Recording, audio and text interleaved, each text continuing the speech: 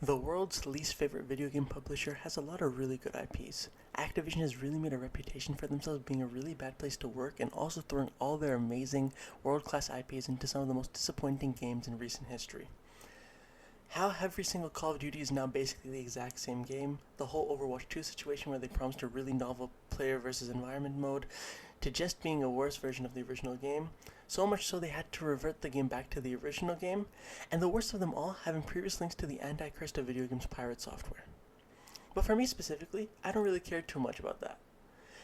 The thing that makes me the most disappointed in Activision is the fact that they completely killed off their best game IP of all time, and the one I have the most fond memories of. That IP is Skylanders. One of the most novel games of all time, Skylanders give you super cool collectibles that actually matter to the way you play the game. I get that it is just a way to make more money for Activision by locking 90% of the playable characters behind a paywall, but I don't care, it was really freaking cool.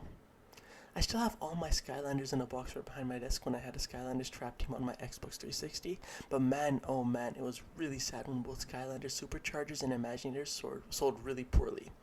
Superchargers, fair enough, it wasn't really that interesting of a game, but Imagineers was one of the coolest games of them all, bringing back previous villains' playable characters, bringing Crash Bandicoot and Dr. Neocortex into the game as part of the main game bundle, and best of all, being able to create your own characters that you can basically customize in any way you want.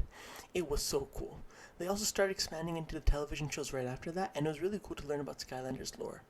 But of all the games they decided to kill off, it wasn't their lazy Call of Duty games or the incredibly misleading Overwatch, but it was their coolest game series of all time.